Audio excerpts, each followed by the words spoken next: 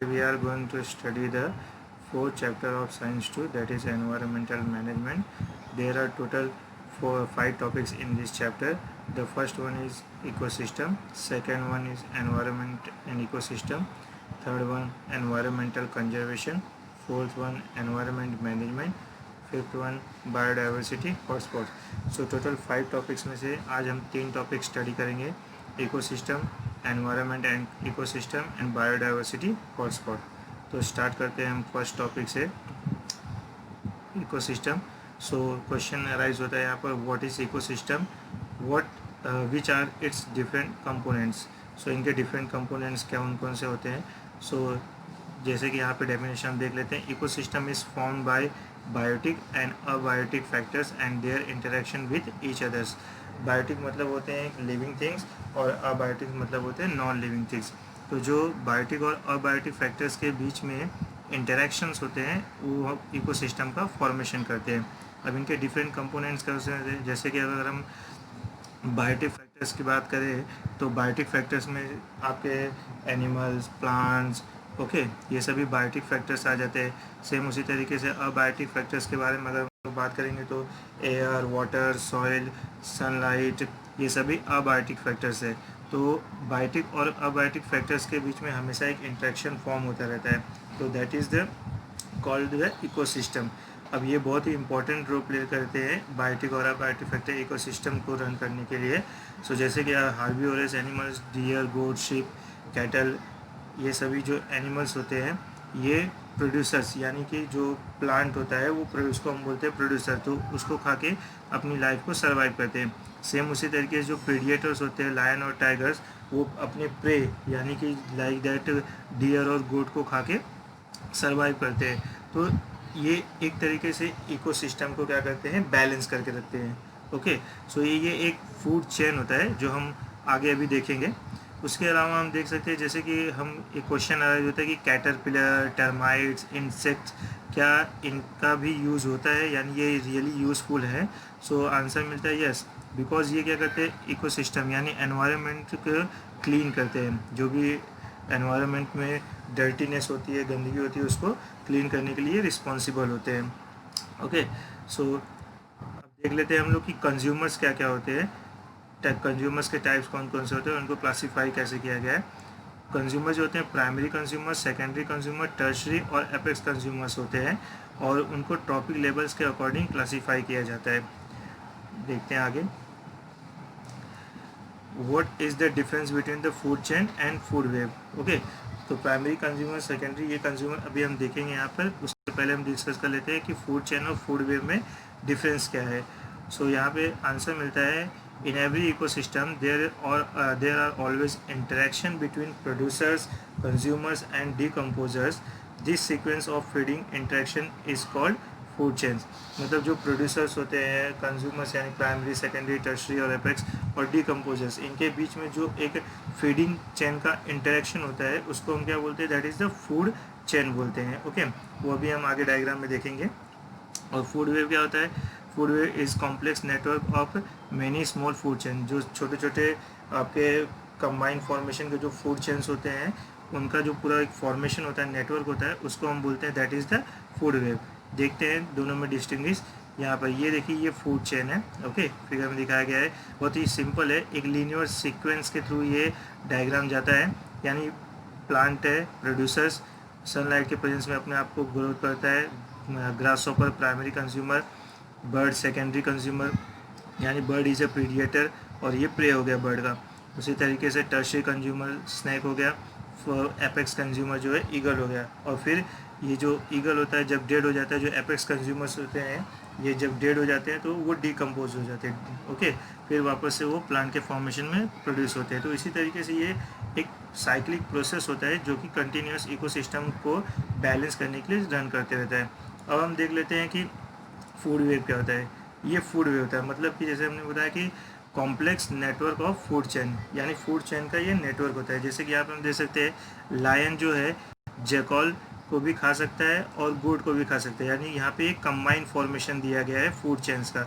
Same उसी तरीके से अगर हम देखते हैं जो ग्रीन प्लांट है उसके ऊपर डिपेंडेंट होते हैं रैबिट और माउस, तो दोनों जो है ग्रीन प्लांट को भी खा सकते हैं। ओके, तो ये एक यहाँ पर हम देख सकते हैं फूड वेब का ये पूरा एक नेटवर्क दिया हुआ है। आगे हम चलते हैं। इकोसिस्टम को दो पार्ट में क्लासिफाई किया गया है, अबायोटिक कंपोनेंट, सेकेंड वन है बायोटिक कंपोनेंट। सो पहले हम डिस्कस कर लेते हैं अबायोटिक कंपोनेंट्स क्या क्या है। अबायोटिक कंपोनेंट अगेन दो पार्ट में क्लासिफाई किया गया है, जैसे कि फिजिकल फैक्टर फर्स्ट वन है, तो सेकेंड वन होता है केमिकल फैक्टर। फिजिकल फैक्टर में जो चीज़ें कंसिस्ट होती हैं वो है जैसे air, water, vapour, mineral, soil, sunlight. उसी तरीके से केमिकल फैक्टर में जो चीज़ें इंक्लूड होती हैं न्यूट्रिएंट्स और मिनरल्स हैं।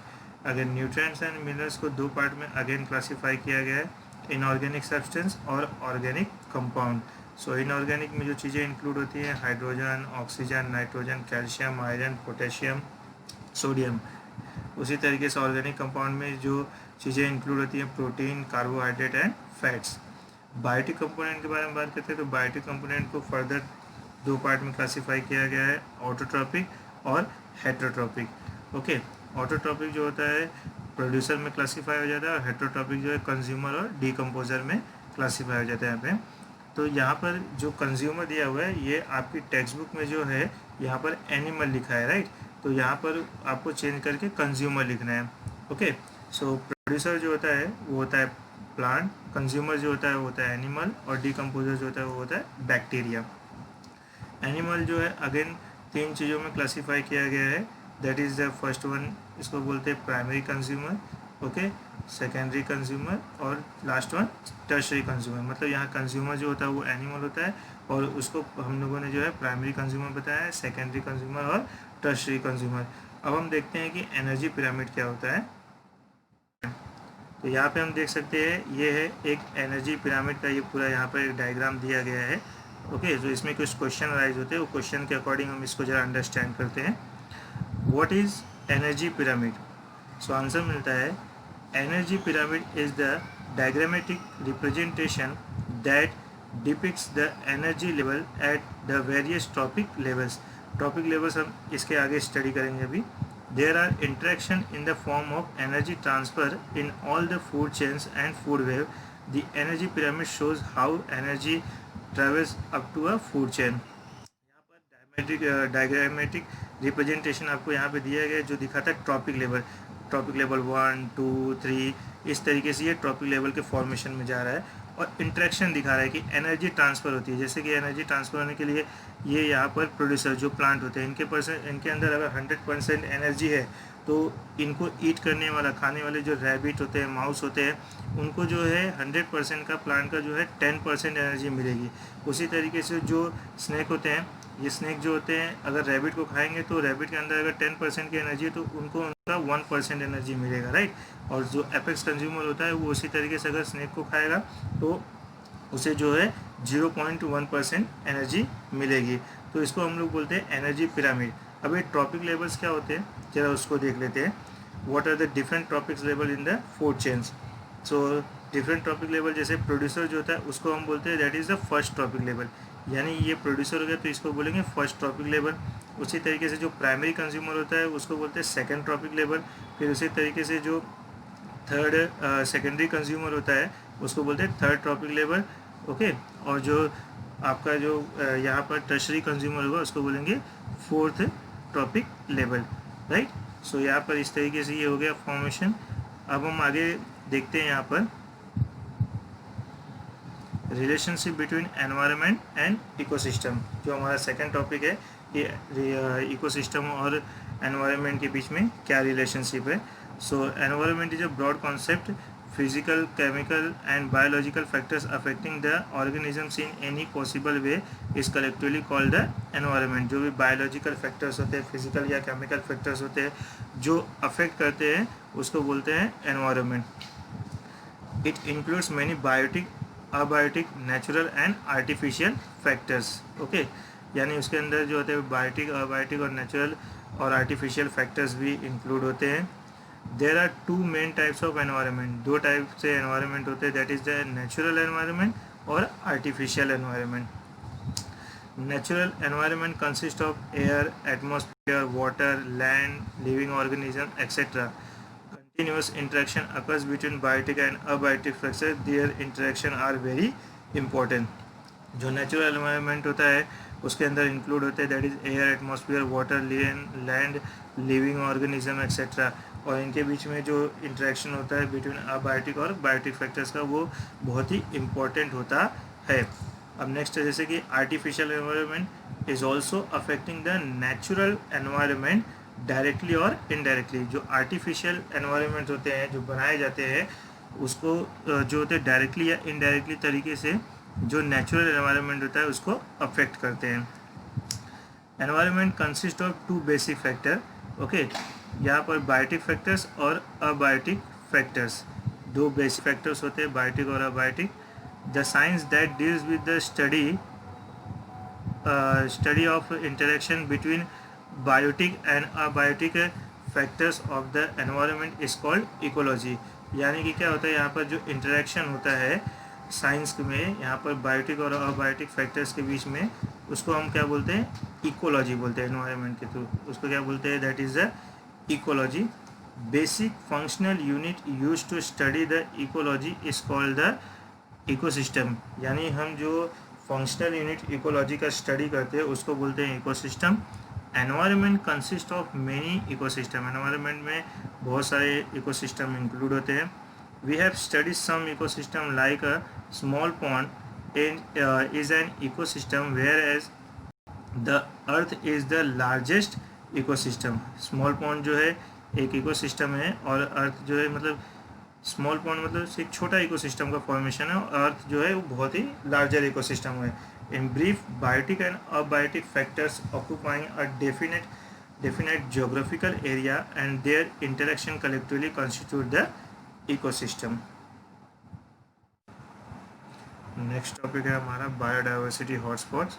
ओके, हॉटस्पॉट मतलब कि प्लांट और एनिमल की जो डिफरेंट स्पीशीज़ होती है वो मैक्सिमम जहाँ पे पाई जाती है वो उनका हॉटस्पॉट होता है. ओके, सो बायो मतलब होता है लाइफ और डाइवर्सिटी मतलब होता है क्लासिफिकेशन करना. तो प्लांट और एनिमल की जो मैक्सिमम स्पीशीज़ जहाँ पाई जाती है वो बायोडाइवर्सिटी हॉटस्पॉट कहलाता है. देखते हैं हम 34 highly sensitive biodiversity hotspot in the world. Total जो है अर्थ पर 34 सेंसिटिव बायोडाइवर्सिटी हॉटस्पॉट एरियाज़ हैं. Okay, such area had once occupied 15.7% earth of the earth. ये जो हाईली बायोडाइवर्सिटी हॉटस्पॉट एरियाज़ है ये 15.7% जो है टोटल अर्थ का एरिया ऑक्यूपाई करती है. At the present 86% of the sensitive area already destroyed. Present time में जो है 86% जो है टोटल एरिया जो है डिस्ट्रॉय कर दिया गया क्योंकि ह्यूमन बीइंग की जो डिमांड है वो चीज़ों के बढ़ते हुए चीज़ें डिमांड बढ़ने की वजह से और उसके अलावा जो पॉपुलेशन बढ़ रही है उस वजह से भी 86% एरिया डिस्ट्रॉय कर दिया गया. Presently only 2.3% area of the earth has been left over the with sensitive spots. अभी के करेंट टाइम में जो है ओनली 2.3% एरिया जो है वो सिर्फ बचे हुए सेंसिटिव स्पॉट के लिए. It includes 1,50,000 plant species which are 50% of the world count. Plant की टोटल जो होती है 3 लाख स्पीसीज होती है ऑल ओवर द वर्ल्ड. तो यानी कि जो 50% जो है प्लांट की स्पीसीज वो है इंक्लूड करता है ये biodiversity hotspot. As far as India is considered, out of 135 species of animals, 85 species are found in the jungles of eastern region. India में ऐसा कंसीडर है कि मतलब कहा जाता है कि 135 एनिमल की जो स्पीसीज़ है उसमें से 85 स्पीसीज़ जो है ईस्टर्न रीजन के फॉरेस्ट यानी जंगल में पाई जाती हैं. About 1,500 endemic plant species are found in the western Ghat. यानी कि एंडेमिक प्लांट मतलब वो प्लांट होते हैं जो कि regularly found in particular places, यानी कि उस प्लेस पे हमेशा पाए जाते हैं, वो उनका प्लेस होता है, जगह होता है, तो उसको हम लोग बोलते हैं एंडेमिक प्लांट. तो नियर अराउंड 1,500 एंडेमिक प्लांट की स्पीसीज जो है वेस्टर्न घाट में पाई जाती है. Out of the total plant species in the entire world 50,000 are endemic. पूरे वर्ल्ड में जो प्लांट की स्पीसीज है उसमें से 50,000 जो है एंडेमिक प्लांट है.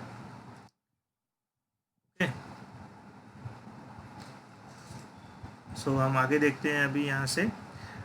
नेक्स्ट जो आता है वो बोलता है that is the classification of threaten species. तो थ्रेटेन स्पीसीज मतलब कि ऐसे एनिमल की स्पीसीज जो कि बहुत ही कम पाए जाते हैं। जैसे हम बोलते हैं टाइगर, टाइगर जो है बिकम एक्सटिंक्ट होने के कगार पर आ गए थे इंडिया में, लेकिन अब वो धीरे धीरे उनका रिजर्व फॉरेस्ट में ग्रोथ हो रहा है, डेवलपमेंट हो रहा है। तो ये सब थ्रेटेन स्पीसीज होते हैं जो कि बहुत ही रेयरली पाए जाते हैं। तो फर्स्ट ऑफ ऑल हम लोग देख लेते हैं दैट इज़ इंडेंजर्ड स्पीसीज, यानी कि वो कौन से स्पीसीज जो डेंजर में है। Either number of this organism is decline और their habitat is shrunk to such an extent that they can be extinct in the near future of conservative measure are not implemented. मतलब कि ये जो animals होते हैं ये या तो कम होते जा रहे हैं, डिक्लाइन होते जा रहे हैं, या तो उनकी जो हैबिटेट है वो श्रंक होते जा रही है। श्रंक मतलब कि नेचर के अकॉर्डिंग वो एनवायरनमेंट में अपने आप को सर्वाइव नहीं करा पा रहे, तो वो बिकम एक्सटिंक्ट हो जाते हैं। ओके, एग्जांपल के तौर पे जैसे lion tailed monkey, lesser florican etcetera. तो यहाँ पे जैसे हम देख सकते हैं लायन टेल्ड मंकी है, ये स्पीसीज हमने रेयरली देखा होगा। ओके, रेयर स्पीशीज जो आते हैं, number of this organism is considerably decline, organism of this species being endemic में become extinct very fast. Example red panda and musk deer, यानी जो ये स्पीशीज होते हैं ये डिक्लाइंड होते जा रहे हैं। ओके, सो ये इसलिए बहुत ही रेयरली फाउंड होते हैं। जो रेयर पांडा होता है वो देखने को नहीं मिलता है इंडिया में नॉर्मली आमतौर पे। वनरेबल स्पीसीज, वनरेबल क्या होता है, number of this organism is extremely less. Okay, ये ऑर्गेनिज्म जो होते हैं बहुत ही लेस होते हैं। And continues to decline, continuous decline in their numbers is worrisome reason. Example tiger and lion. Worrisome मतलब होता है चिंताजनक। ओके, क्योंकि टाइगर और लायन जो होते हैं ये धीरे धीरे डिक्लाइन होते जा रहे हैं, तो जैसे ये जो फॉरेस्ट एरिया है यानी जो गवर्नमेंट है उनके लिए भी ये बहुत ही चिंताजनक बात है। नेक्स्ट आता है इंटरमीडिएट स्पीसीज। इंटरमीडिएट मतलब होते हैं कि वो स्पीसीज जो कि जैसे the organism appear to be endangered but due to their some behaviour habits like that is shyness there is no definite and substantial information. Example giant squirrel that is called the Shekru. मतलब कि वो species जो कि अपने behaviour की वजह से जो है एनवायरनमेंट में जो है सर्वाइव कर पा रहे हैं, बचे हुए हैं, तो उसको हम लोग बोलते हैं that is a giant squirrel. Okay, Shekru. तो यहाँ पे जो है हमारा ये वीडियो का फर्स्ट पार्ट ख़त्म होता है।